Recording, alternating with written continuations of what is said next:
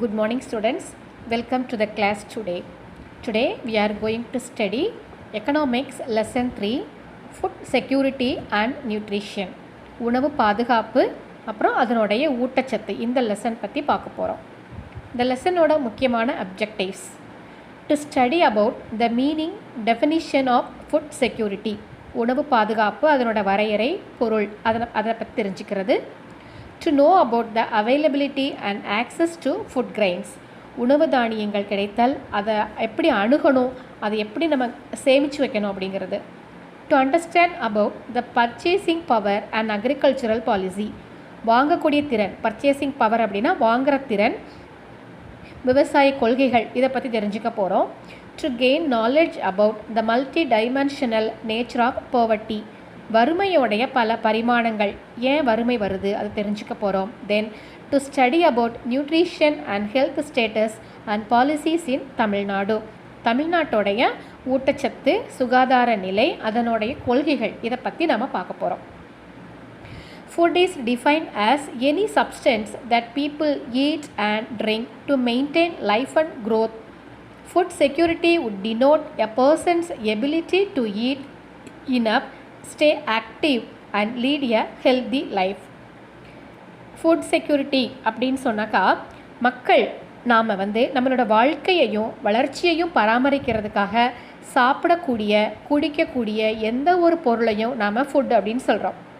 உணவு பாதுகாப்பு, food security அப்படிங்கிறது ஒரு நபர் போதுமான அளவு சாப்பிட்றதையும் சுறுசுறுப்பாக இருக்கிறதையும், எபிலிட்டி டு ஈட் இனஃப் போதுமாக சாப்பிட்றது, ஸ்டே ஆக்டிவ் நம்மளோட ஆக்டிவ்னஸ் சுறுசுறுப்பாக இருக்கிறது, and lead a healthy life ஆரோக்கியமான வாழ்க்கை வாழ்கிறது, இதை நம்ம ஃபுட் செக்யூரிட்டி அப்படின்னு சொல்கிறோம். Then the United Nations Food and Agriculture Organization defines food security as follows. ஐக்கிய நாடுகளுடைய உணவு மற்றும் வேளாண் அமைப்பு உணவு பாதுகாப்பை எப்படி டிஃபைன் பண்ணுறாங்க அப்படின்னா, food security exist when all people at all times have physical, social and economic access to sufficient, safe and nutritious food which meets their dietary needs and food preferences for an active and healthy life. இது UNO சொல்லியிருக்கிறாங்க இல்லையா, இதை நம்ம word மாறாமல் அப்படியே எழுதணும், சரியா? எல்லா மக்களும் எல்லா நேரங்கள்லையும் போதுமான பாதுகாப்பான சத்தான உணவுக்கான உடல், சமூகம், பொருளாதார அணுகுமுறையை கொண்டிருக்கும்போது அவங்களுடைய உணவு தேவைகளையும் சுறுசுறுப்பான அப்புறம் ஆரோக்கியமான வாழ்க்கைக்கான உணவு விருப்பங்களையும் பூர்த்தி செய்கிறதுல தான் உணவு பாதுகாப்பு இருக்குது அப்படின்னு சொல்கிறாங்க. இதே time, while this comprehensive definition highlights the need for food to be nutritious, in addition to that there are certain other aspects that are required to achieve nutrition security. இந்த விரிவான உணவு வரையறை சத்துமிக்கதாக இருக்கணும் அப்படிங்கிற அவசியத்தை உணர்த்துறதோடு மட்டும் இல்லாமல் பாதுகாப்பான ஊட்டச்சத்து இருக்கக்கூடிய வேறு சில சிறப்பு அம்சங்கள் தேவை அப்படின்னு சொல்கிறாங்க. இதையே according to eminent agricultural scientist Dr. M.S. Swaminathan, nutrition security is M.S. Swaminathan அவருடைய கோணத்தில் எப்படி சொல்கிறாரு அப்படின்னாக்கா, physical, economic and social access to a balanced diet, safe drinking water, environmental hygiene, primary health care and primary education. MS Swaminathan sir அவர் என்ன சொல்கிறார் அப்படின்னா, சரிவிகித உணவு, பாதுகாப்பான குடிநீர், சுற்றுச்சூழல் சுகாதாரம், ஆரம்ப சுகாதார பராமரிப்பு, அப்புறம் ஆரம்ப கல்வி, இவற்றிற்கான உடல், பொருளாதார, சமூக அணுகல், இதுதான் ஊட்டச்சத்து மிக்க பாதுகாப்பு அப்படின்னு அவர் சொல்கிறார். Basic components of food and nutrition security, உணவின் அடிப்படை கூறுகள், அதனுடைய ஊட்டச்சத்து பாதுகாப்பு. The three basic components of food and nutrition security, they are availability, access and absorption. உணவு மற்றும் ஊட்டச்சத்து பாதுகாப்பை 3 அடிப்படை கூறுகளாக நம்ம பிரிக்கலாம். இது கிடைத்தல், அணுகல், அப்புறம் அப்சார்ப்ஷன், தட் மீன்ஸ் உறிஞ்சுதல் அப்படின்னு பிரிக்கிறாங்க. First one, availability of food. Availability அப்படின்னாக்கா உணவு கிடைத்தல் அப்படின்னு சொல்கிறோம். Availability of food is a physical availability of food stocks in desired quantities, which is a function of domestic production, changes in stocks and imports. உணவு கிடைத்தல் அப்படிங்கிறது விரும்பிய அளவில் உணவு இருப்பு இருக்கிறத குறிக்கிறது. இது உள்நாட்டு உற்பத்தி இருப்பு, அப்புறம் இறக்குமதியில் ஏற்படக்கூடிய மாற்றங்கள் இது பற்றின ஒரு செயல்பாடு அப்படின்னு சொல்கிறாங்க. Second one, access to food. Access அப்படின்னா உணவுக்கான அணுகல். Access to food is primarily a matter of purchasing power and is therefore closely linked with the capabilities and employment opportunities to earn. உணவுக்கான அணுகல் அப்படிங்கிறது முதன்மையான பர்ச்சேசிங் பவர், தட் இஸ் வாங்கும் திறன் பற்றிய ஒரு விரிவான விளக்கம்னு சொல்கிறாங்க. இது நம்ம எவ்வளோ ஏர்ன் பண்ணுறோம் அதுக்கும் வேலைவாய்ப்புக்கு இடையில் ஒரு நெருக்கமான தொடர்பு இருக்குது அப்படின்னு சொல்கிறாங்க. Capabilities and opportunities in turn are related to one's access to assets and education. இந்த கேப்பபிலிட்டிஸும் ஆப்பர்ச்சுனிட்டிஸும் ஒருவருடைய சொத்துக்கள் மற்றும் கல்வியோடைய தொடர்புடையது அப்படின்னு சொல்கிறாங்க. Third one, absorption. அப்சார்ப்ஷன் அப்படிங்கிறது உணவினை உறிஞ்சுதல் அப்படின்னு சொல்லிட்டு. Absorption of food is the ability to biologically utilise that food is consumed. அதாவது உணவினை உறிஞ்சுதல் அப்படிங்கிறது எதை சொல்லுது அப்படின்னாக்கா, உட்கொள்ளக்கூடிய உணவு உயிரியல் ரீதியாக பயன்படுத்துறதுக்கான திறன் அப்படின்னு சொல்கிறாங்க. இது ஊட்டச்சத்து அறிவு, அப்புறம் நடைமுறைகள், பாதுகாப்பு, சுகாதாரமான சுற்றுச்சூழல் நிலைகள், இந்த பல காரணிகளோட உணவு சுகாதார நிலையை திறம்பட உயிரியல் ரீதியாக முழு ஈடுபாட்டோட அனுமதிக்கணும் அப்படின்னு சொல்கிறாங்க. Then availability and access to food grains. உணவு தானியங்களுடைய கிடைத்தல் மற்றும் அதனுடைய அணுகல் எப்படி நம்ம பயன்படுத்துகிறோம் அப்படின்னு சொல்லிட்டு.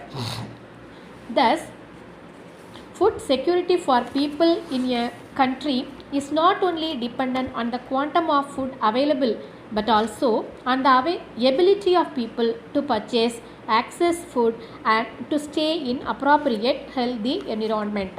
என்ன சொல்கிறாங்க, ஒரு நாட்டில் உள்ள மக்களுக்கான உணவு பாதுகாப்பு அப்படிங்கிறது கிடைக்கக்கூடிய உணவின் அளவை பொறுத்து இருக்குது.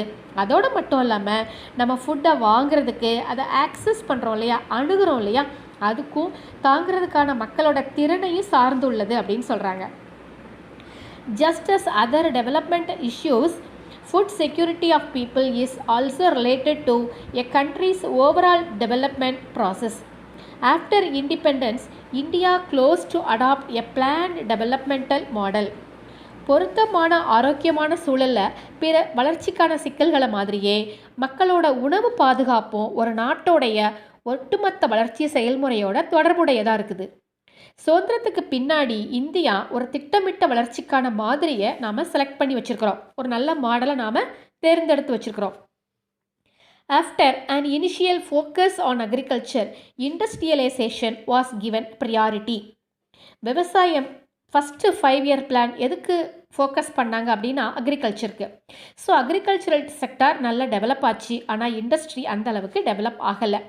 ஸோ விவசாயத்தில் ஆரம்பத்தில் கவனம் செலுத்தின அரசு அதுக்கப்புறம் செகண்ட் 5-year பிளானுக்கு இண்டஸ்ட்ரியலைசேஷனுக்கு ப்ரிஃபரன்சஸ் கொடுக்குறாங்க.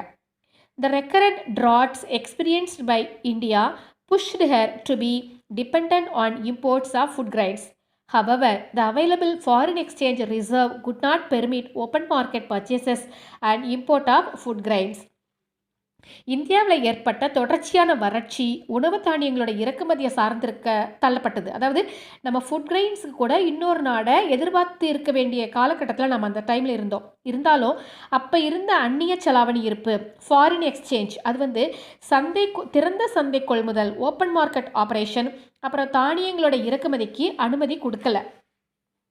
அதனால India had to plead for food grains from richer countries at concessional rates. United States of America extended assistance through its Public Law 480, that is PL 480 scheme to India during early 1960s. இந்த டைமில் தான் பணக்கார நாடுகளில் இருந்து உணவு தானியங்களை சலுகை விலையில் ஒரு கன்செஷன் ரேட்டில் இந்தியா கேட்குறாங்க, எங்களுக்கு கொஞ்சம் கன்செஷன் ரேட்டில் ஃபுட் கிரெயின்ஸ்லாம் கொடுங்க அப்படின்னு சொல்லிட்டு. அப்போ 1960s அந்த டைமில் அமெரிக்கா தன்னுடைய பொது சட்டம் பப்ளிக் லா 480 இந்த சட்டப்படி இந்தியாவுக்கு உதவுறதுக்கு முன் வருது. இதை என்ன சொன்னாங்க அப்படின்னா ஷிப் டு மவுத் அப்படின்னு சொன்னாங்க, கப்பலுக்கு வாயில் அப்படின்ற பேரில் அனௌன்ஸ் பண்ணாங்க. A growing country with a massive population was perceived to be potential candidate for revolution.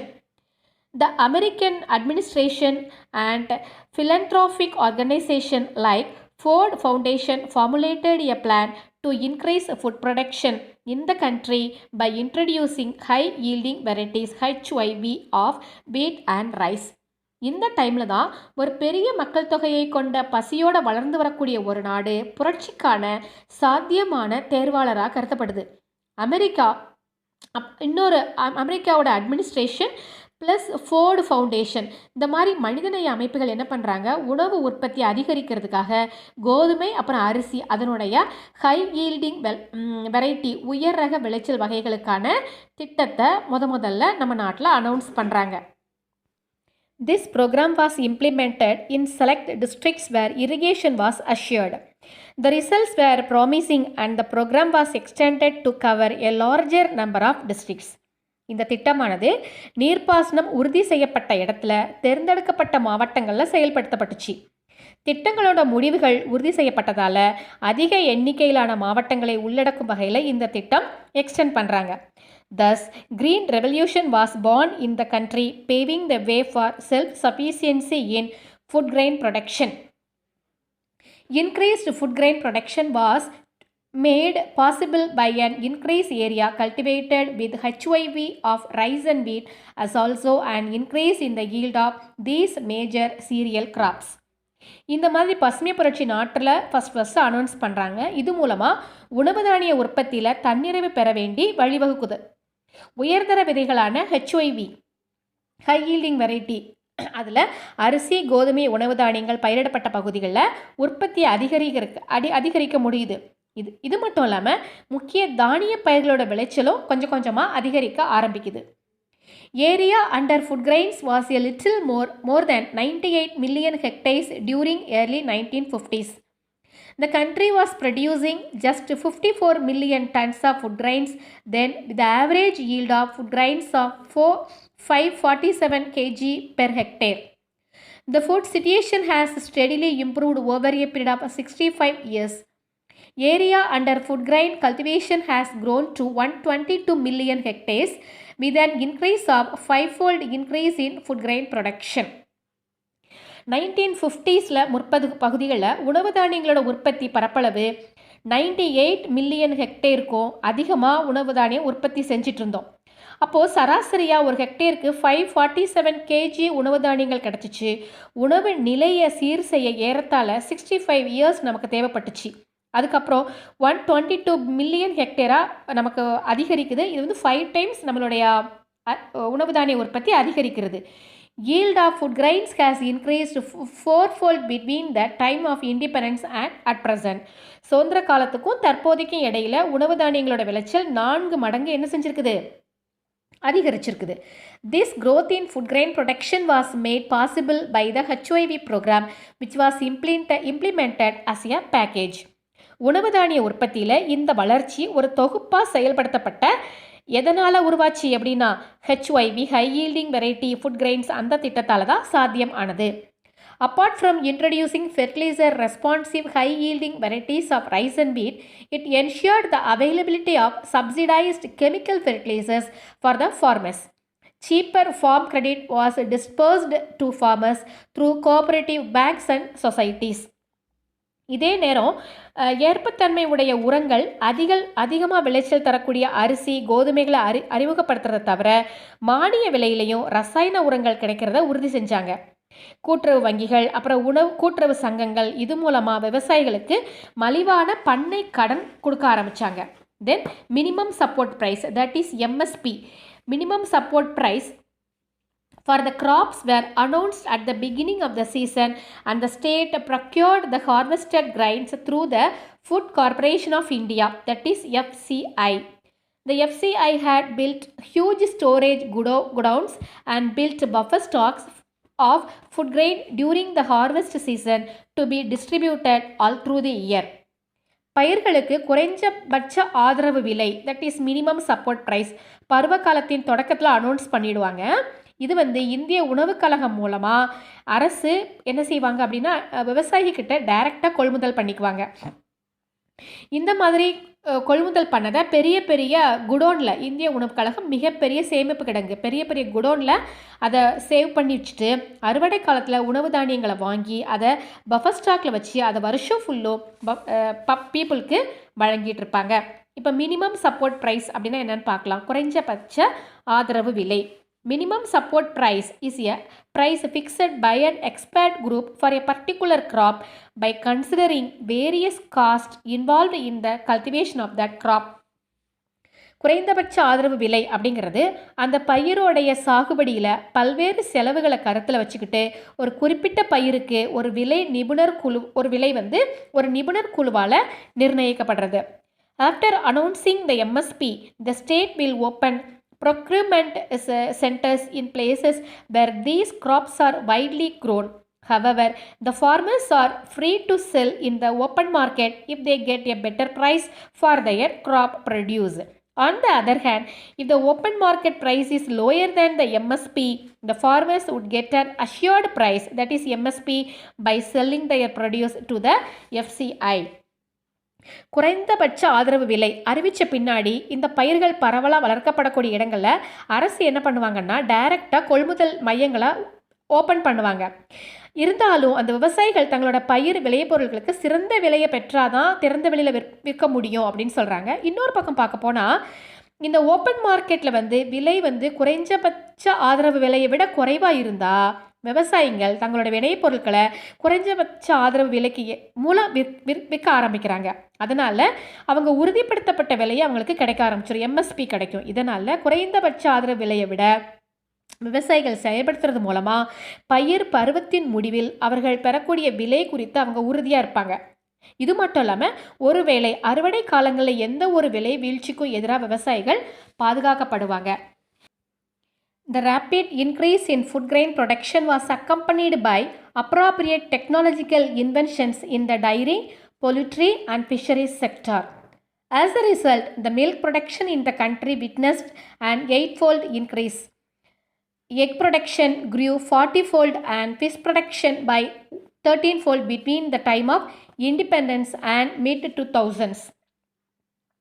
உணவு தானிய உற்பத்தியோடைய விரைவான அதிகரிப்பு பால், கோழி, மீன் வளத்துறை உற்பத்தியில் பொருத்தமான தொழில்நுட்பங்களை பயன்படுத்துறதனோட விளைவாக சுதந்திர காலத்திற்கும் அதுக்கு பின்னாடி 2000 வரைக்கும் 2000 நடுப்பகுதி வரைக்கும் நாட்டில் பால் உற்பத்தி 8 மடங்கு அதிகரிச்சிருக்குது. எக்கோட உற்பத்தி 40 மடங்கு அதிகரிச்சிருக்குது. மீன் உற்பத்தி 13 மடங்கு அதிகரிச்சிருக்குது.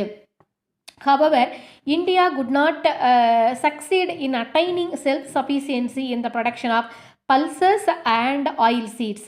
Therefore, India depends on imports to meet the requirements of people. இருந்தாலும் இந்தியா பல்சஸ் பருப்பு வகைகள், ஆயில் சீட்ஸ் எண்ணெய் வித்துக்கள் இதனோட உற்பத்தியில் தன்னிறைவு நம்மக்கிட்ட இல்லை. அதை நாம் என்ன தான் செஞ்சிட்ருக்குறோம், நம்ம இம்போர்ட் பண்ணிட்டு தான் இருக்கிறோம். அதனால் இந்திய மக்களோட தேவைகளை பூர்த்தி செய்கிறதுக்காக நாம் அதை இம்போர்ட் பண்ணிகிட்ருக்குறோம். Next one, public distribution system, பொது வழங்கல் முறை. Tamil Nadu has adopted an universal PDS. The rest of the states in India had a targeted PDS. Under the universal PDS, all the family ration card holders are entitled to the supplies from PDS. In the targeted PDS, the beneficiaries are identified based on certain criteria and given their entitlements, leaving out the rest. உணவு தானிய உற்பத்தியோட அதிகரிப்பு, எல்லாருக்கும் உணவுக்கான அணுகல், இதுக்கான தேவையில்லை. வருமானத்தோடைய சமமற்ற வளங்கள், அப்புறம் இந்திய பொருளாதாரத்தில் நீடிச்சுட்டே இருக்கக்கூடிய வறுமையோட அளவு, இதை கருத்தில் வச்சுட்டு பொது வழங்கல் முறை, இது மூலமாக உணவு தானியங்களை மானிய விலையில் வழங்குறதுக்காக அரசாங்கம் நடவடிக்கை எடுக்கிறாங்க. Both the union and the state government subsidized the supplies distributed through PDS. The level and quantum of subsidy also varied across the states. பொது வழங்கல் முறை மூலமாக அதனோட தன்மை, நோக்கம், செயல்பாடு இதெல்லாம் எல்லா ஸ்டேட்லேயும் ஒரே மாதிரி இருக்கிறது இல்லை, ஒவ்வொரு ஸ்டேட்லேயும் ஒவ்வொரு மாதிரி இருக்குது. அதனோட இலக்கு பொது வழங்கல் முறையில் பயனாளிகள் சில அளவுகோல் அடிப்படையில் அடையாளம் கண்டு பிரிக்கிறாங்க. அதுக்கு தகுந்த மாதிரி அவங்களுக்கு உரிமைகள் கொடுக்குறாங்க. மீதமுள்ளவங்களுக்கு அந்த மாதிரி உரிமைகள் கொடுக்கறது கிடையாது. சென்ட்ரல் ஸ்டேட் கவர்மெண்ட்ஸு பொது வழங்கல் முறை மூலமாக வழங்கப்படக்கூடிய பொருட்களுக்கு மானியம் கொடுக்குறாங்க, சப்சிடிஸ் கொடுக்குறாங்க. மானியத்தோட நிலை, அதனோட அளவு அது எவ்ரி ஸ்டேட்டு டிஃபர் ஆகுது. Subsequently, the National Food Security Act (NFSA) was passed by the Indian Parliament in 2013. The NFSA covers 50% of urban households and 75% of the rural households. These households are known as priority households, identified based on a set of criteria. இதை தொடர்ந்து தேசிய உணவு பாதுகாப்பு சட்டம், that is national food security act, அதை தான் NFSAன்னு சொல்கிறோம், இந்திய நாடாளுமன்றத்தால் 2013 அனௌன்ஸ் பண்ணுறாங்க. இந்த சட்டமானது 50% நகர்ப்புற குடும்பங்களையும் 75% கிராமப்புற குடும்பங்களையும் இன்க்ளூட் பண்ணுது. இந்த குடும்பங்கள் ஒரு குறிப்பிட்ட அளவுகோல் அடிப்படையில் அடையாளம் காணப்பட்டு முன்னுரிமை குடும்பங்கள், தட் இஸ் ப்ரியாரிட்டி ஹவுஸ்ஹோல்ட்ஸ் அப்படின்னு சொல்லிட்டு டிஃபர் பண்ணுறாங்க. Priority households of this country now have right to food supply through PDS. The union government supplies rice at the rate of 3 rupees per kg, wheat rupees 2 per kg and the millet at 1 rupee per kg under NFSA. இது நாட்டோடைய முன்னுரிமை குடும்பங்களுக்கு இப்பெல்லாம் பொது வழங்கல் முறை மூலமாக வழங்கப்பட்ட உணவை பெறதுக்கு உரிமை உண்டு. மத்திய அரசாங்கத்தால் அரிசியை கிலோவுக்கு 3 ரூபாய் அந்த ரேட்லேயும், கோதுமை 2 rupees அப்படிங்கிற ரேட்லேயும், திணை 1 rupee இந்த ரேட்லேயும் NFSA மூலமாக கிடைக்குது. Tamil Nadu continues to have universal system of PDS and supplies rice at free of cost to all card holders.